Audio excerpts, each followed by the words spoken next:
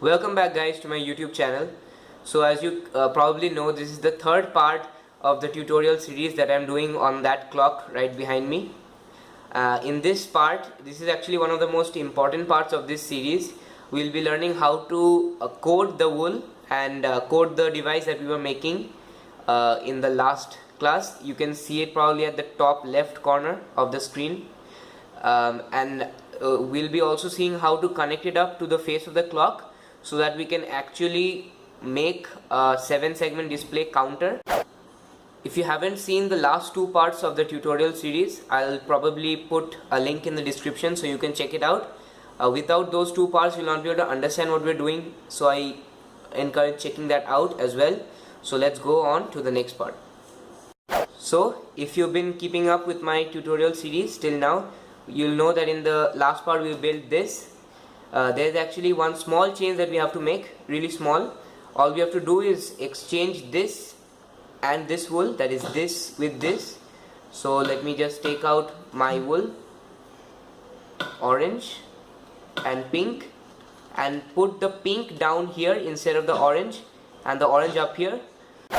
So I just realized there's another small error, not an error actually, it's just something that will make the connecting up of the terminals easier. So what you want to do is just break these blocks right here and put them at the top. This will ensure that this block's connection does not get cut off from the top. So that's that. I'll just connect it up right now. So the first part of this video was actually sort of a bug fix. So now let's get on to connecting them. Now the main thing you should look out for is the interconnecting of each of these terminals. You don't want that. So my tip is to first do the blue, then the orange, and then with the rest, because these have the most chance of interconnecting. So I'll just do that right now.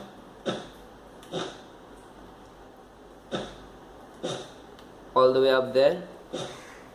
Of course, this is just sort of trial and error.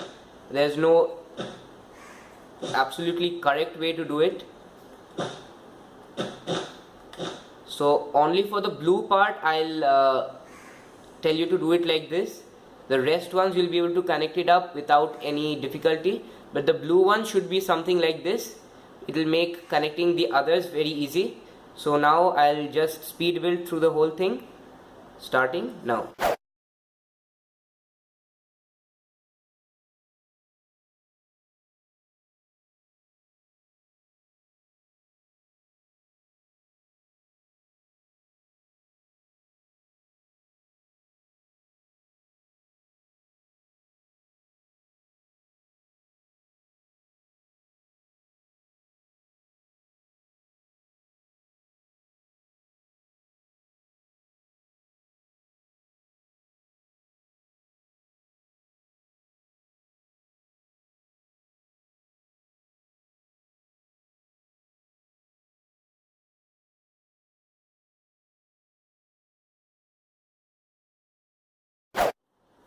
Okay, so that's basically it. As you can see, it's just a haywire of connections all the way from here to there.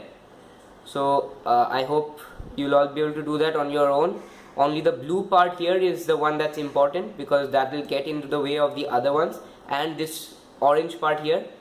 If you can manage these two parts, the others will be easy. As you could see, I was able to make the other ones much faster than I was able to make the orange and the blue one.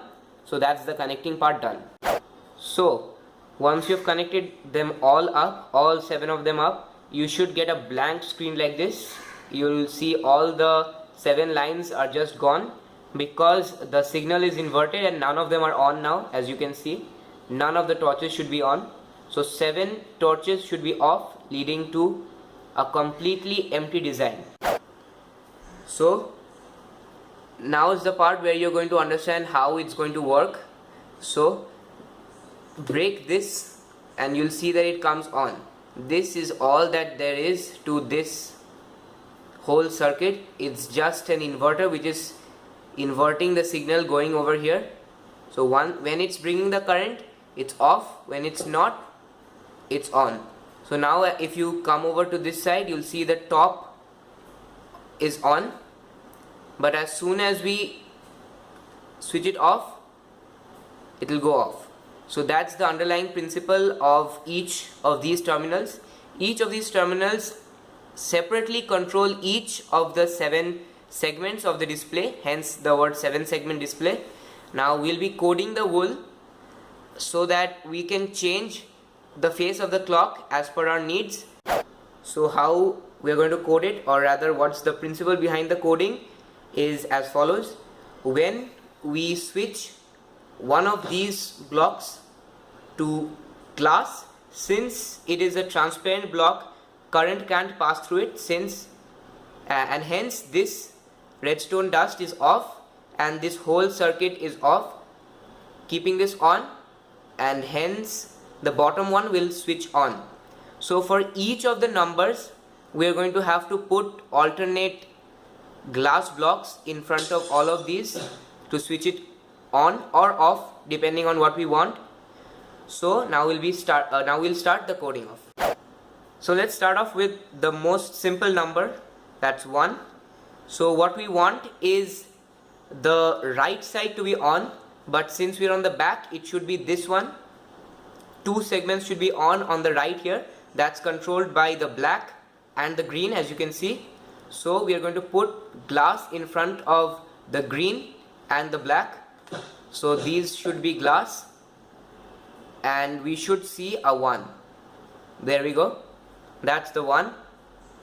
Similarly, we have to now just shift it down 1 so that the next number we can code on, and we have to just keep coding them until we have reached from 1 to 0. That's 1 2 3 4 5 6 7 8 9 and then 0.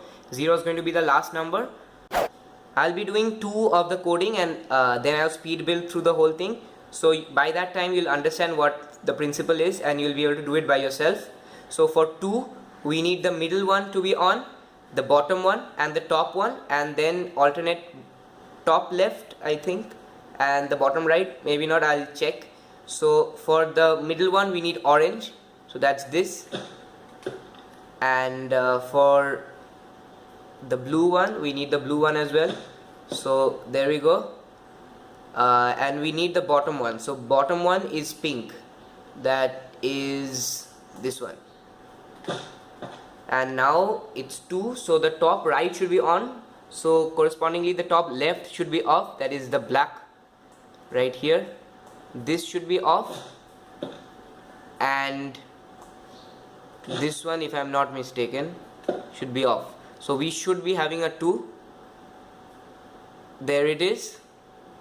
Now on to the next one. Each time you have to press this once to bring on the next line to be coded. So for 3 we need all the middle blocks, that is this, this and this, and the ones that we are done for the 1, that is the right side, that is here. So this should be a 3, like that. Now all you have to do is just repeat this process till you reach 9, and I'll meet you when we are at 0. So I'll just speed build through the whole thing starting now.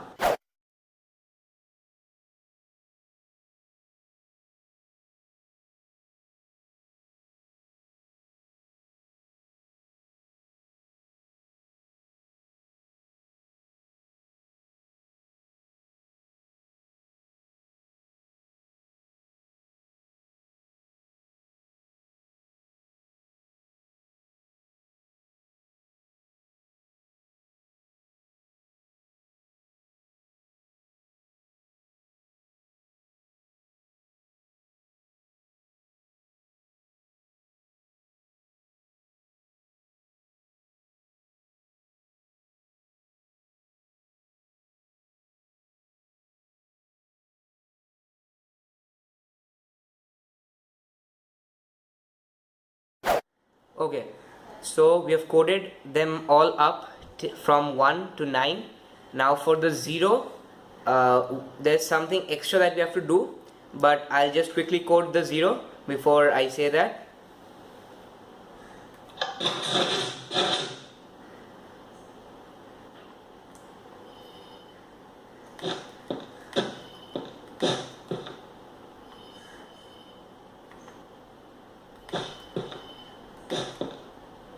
Now that should be the 0.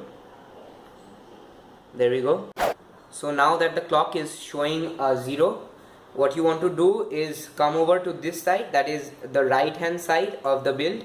Take out this block where it was all glass, this whole row was glass, and put in a solid block with 2 more solid blocks like that. Now take out your repeaters and put them one of them like this. Come on. Oh, I have to break the block.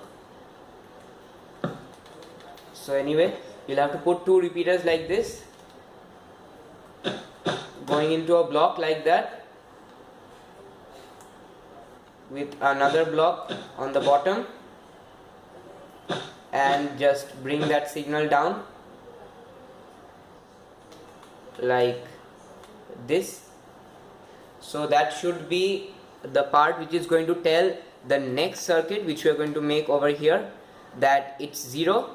You go on and increase by 1. That is when we are like going from 1 to 9, and then from 9 to 0 we want the next part to increase by 1. That is the minutes hand to increase by 1, or the tens of the second hand to increase by 1. So that's the part that is controlled by this thing. So as you can see, only when there is a 0 here, only then does it give a signal out like this. Okay, so once you have done that, we are just going to make the loop which is going to run the whole thing in a circle like that. As I told in the beginning, it's really quite simple.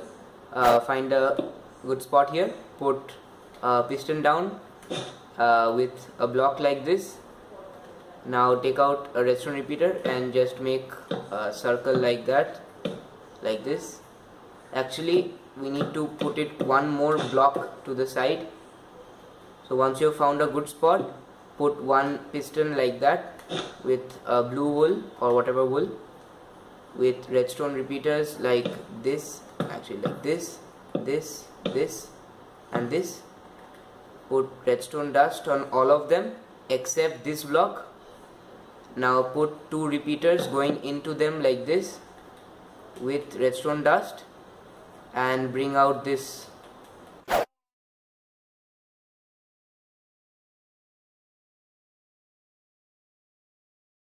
to the front. This is only temporary. We are actually going to do it below the ground.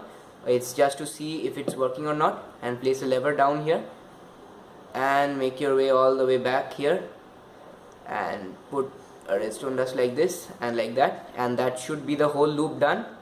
Now all you have to do is take an output from this. Now this is where it gets tricky. So take out one like this. We could have easily avoided this by putting it some other way, but this makes it more compact, so I'm using this method only. And just bring it over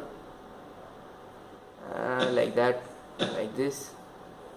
Break this button and just put redstone dust all over this, and just make one of them, say this one, a repeater, so that the current reaches, and that should be the whole thing done. If you flip the lever right now, you'll see it won't actually work. That's because the delay on the repeaters is too less for it to work. So we'll just put a moderate delay onto it. Just break one of the blocks, this one, whatever, and put it back, and put 3 ticks, 3 ticks, 2 ticks, 2 ticks, and place it back, and take out these 2 blocks and quickly place them back, and it should be running. There we go. That runs the whole clock. Now as you can see, it came on. That's just a temporary circuit that I had made from the connecting part right here, so that whenever it's 0, it will give out a pulse like this. There you go. That will happen only when it's 0. So let's see one more cycle. 4, 5, 6, 7, 8, 9, 0, and there it goes on. So that's the whole loop for this phase built.